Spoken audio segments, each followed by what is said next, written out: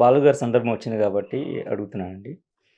ఇప్పుడు ఆయనతో ఉన్న మీకు అంటే సినిమా పరంగా కాకుండా బంధుత్వం పరంగా గూడా మంచి జర్నీ ఆయనతో. మధురానుభూతులు ఎన్నో ఉండుంటాయి.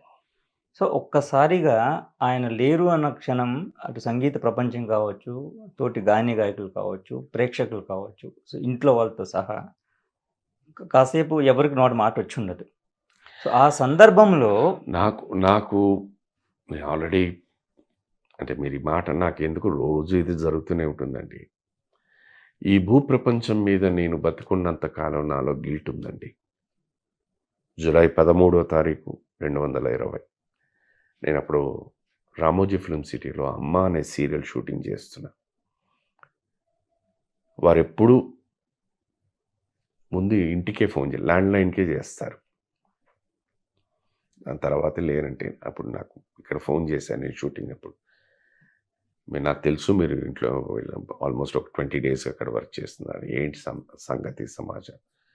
Covid periods, peak Covid. ఏంటి జాగ్రత్తలు, ఎవరెవరు ఉన్నారు చెప్పాను. ఎవ్వరు షూటింగ్ చేయట్లేదండి. మేము ఒక్కళ్ళే చేస్తున్నాం. అదే రామోజీ వాళ్ళది ఇదిగా గనక ఈటీవీకి సంబంధించి ఇదండి. ఎక్కడ ఉంటున్నారు అంటే ఏదో గెస్ట్ హౌస్ ఇచ్చారండి. భోజనాలు ఎవరినో పెట్టారండి. ఎవరు రావట్లేదు, వెళ్ళటలేదు. అప్పుడు చెప్పారు ఇలాగా నన్ను ఈటీవీ చేయాలండి, ఫైనల్స్ చేయాలి. నేను సార్ మాకే ఇంత జాగ్రత్తలు తీసుకుంటున్నారు, మీకు డెఫినెట్గా ఇంకా జాగ్రత్తలు తీసుకుంటారు. 2 మాకైనా షార్ట్కి మేము బయటికి వెళ్ళి రావాలి. ఎందుకంటే ఇదివరకైతే అక్కడే కూర్చునేవాళ్ళం. ఇప్పుడు ఈ కోవిడ్ దీని మీద వద్దు. షార్ట్ అయిపోయిన వెంటనే అక్కడ దూరంగా కూర్చోడానికి. షార్ట్కి లైట్లు వెళ్ళి రావాలి. మీకు అలా ఉండదు, అన్నీ ఫిక్స్డ్. అదేనండి, గెస్టులు లేరు, నేనేమైతే ఎవరు ఈవెన్ పార్టిసిపెంట్స్తో సహా ఎవరు తప్ప నో అదర్ ఎంట్రీ ఇది అని వారు వచ్చారు. నమ్మకంతో వచ్చారు. But unfortunately went wrong side. దాని తర్వాత వారు కాలం చేసిన తర్వాత చాలామంది ఫోన్ చేసి ఏమయ్యా ఎలా చేసావు, ఎలా చేసావని అన్నారు. నాకు ముందు అర్థం అవ్వలేదు. తర్వాత చెప్పాను, మీ అందరం వద్దు వద్దు వద్దు వద్దు అన్నాం. ఆయన ఎప్పుడూ ఒకే ఒక మాట చెప్పేవారు, నువ్వు అక్కడ పని చేస్తున్నావు, నీతో మాట్లాడాను, అక్కడ ప్రికాషన్స్ గురించి చెప్పారు, జాగ్రత్త వచ్చారయ్యా. సో నా మీద అంత నమ్మకం పెట్టుకుని వచ్చిన వ్యక్తిని బతికించలేకపోయాను. సో అందుకే నా జీవితాంతం నాలో ఉండిపోతుందండి.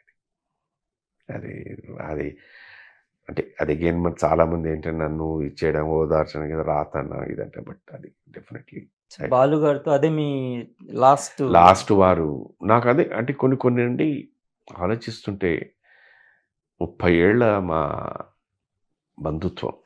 నాకు సార్ ఎప్పటి నుంచో పరిచయం, బట్ 30 ఏళ్ల బంధుత్వంలో నేను ఆవేళ రామోజీ ఫిల్మ్ సిటీకి వచ్చిన తర్వాత ఆయన వారు చాలా విషయాలు మాట్లాడారు. అది ఎప్పుడు మాట్లాడని విషయాలు.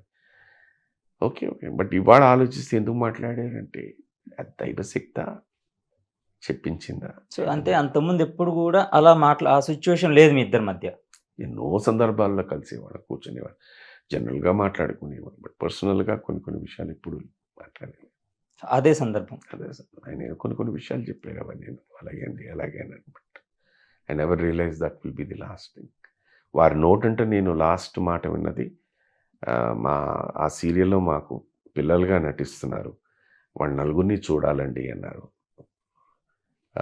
తీసుకెళ్ళాను, పరిచయం మాట్లాడారు. దాంట్లో 2 కన్నడ పిల్లలు ఉన్నారు, వాళ్ళతో మాట్లాడారు, ఫోటోలు తీసుకుని ఒక పాట విని వెళ్ళొచ్చు కదా అన్నారు. లేదు సార్, షూటింగ్ వెయిటింగ్, అవును వెయిట్ చేయించుకోవడం తప్పైపోతుంది, వెళ్ళండి. మీరు ఎప్పుడు వస్తున్నారు అన్నారు. అవుతుంది సార్, ఆగస్ట్ కరెక్ట్గా జూలై 31వ తారీఖు 2020 నేను అవుతుంది సార్ 16-17వ తారీఖు ఆగస్టు. అన్ని రోజులు లేదు సార్, ఈసారి లాక్డౌన్ వచ్చినా టెలికాస్ట్ ఆపకూడదని వీఆర్ వర్కింగ్. మంచిదండి, చేసుకొని వచ్చేయండి, రేపు వెళుతున్నాను.